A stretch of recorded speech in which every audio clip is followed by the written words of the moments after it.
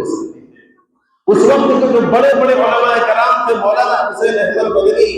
مولانا ابو کلام آزاد، مولانا حفظ الرحمان سہروردی رحمۃ اللہ علیہ، انہوں نے اس وقت کے وزیر اعظم پنڈت جواہر لال نہرو کو اس بات سے آگاہ کیا کہ رات میں یہ تمام کی تمام سازشیں کی گئی ہے اور مردوں کا شان اس کا گواہ ہے، اس لیے آپ اس کے خلاف ایکشن لیجیے۔ لیکن پنڈت جواہر لال نہرو نے کوئی ایکشن نہیں لیا۔ اس وقت کے جو وزیر اعلیٰ تھے یوپی کے، انہوں نے ان کے پاس خط لکھا اور فرمایا کہ آپ اس سے مناسب ایکشن لیجیے، جو آپ کے سمجھ میں آئے وہ کارروائی کیجیے۔ لیکن یہاں کے وزیر اعلیٰ نے پنڈت جواہر لال نہرو کی تحریر کے باوجود کوئی ایکشن نہیں لیا،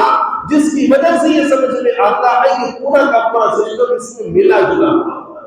یہ صرف پولیس کی ملی بھگت نہیں تھی، بلکہ یہ پورا کا پورا سسٹم جو تھا،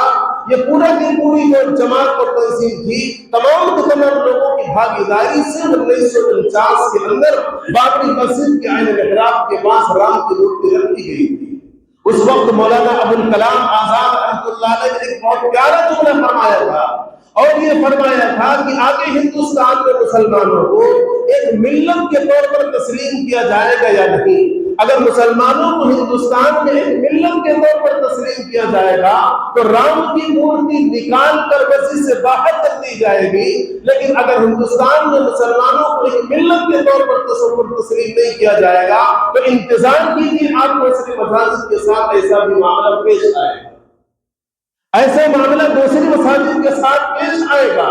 اور وہی ہوا، وہاں سے لے کر جو سلسلہ تک شروع ہوا ہے، مسلمانوں کو ہندوستان میں ملت تصور کرنے کے لیے تیار نہیں ہے۔ آج تک مسلمان چیخ کر یہ بات کہہ رہا ہے کہ ہم بھی اس ملک کے باشندے ہیں، ہم بھی اس ملک کے شہری ہیں، ہم بھی جتنا تمہارا ہندوستان کے حق ہے اتنا ہمارا بھی ہندوستان کا حق ہے، لیکن کوئی بھی ہماری صفائی سننے کو تیار نہیں ہے۔ آج بھی مسلمان کو ہندوستان کے اندر دوسرے درجے کا شہری مانا جاتا ہے، اور مسلمانوں کو اصل شہری اور ایک نمبر کا شہری ماننے کے لیے کوئی تیار نہیں ہے۔ اور یہ معاملہ صرف بابری مسجد تک نہیں رکا، بلکہ یہ معاملہ سنبل تک پہنچا، یہ معاملہ کاشی تک پہنچا، یہ معاملہ مغرب تک پہنچا، بلکہ اور تو اور چھوڑ دیجیے یہ معاملہ تاج محل تک بھی پہنچ گیا۔ اور یہ بتلانے کی کوشش کی جا رہی کہ دراصل یہ تاج محل ایک پہلے تیجو محل ہوا کرتا تھا۔ ہندوستان میں جو تاج محل ایک سب سے اچھی عمارت سمجھی جاتی ہے اور پوری دنیا میں ایک عجیب چیز سمجھی جاتی ہے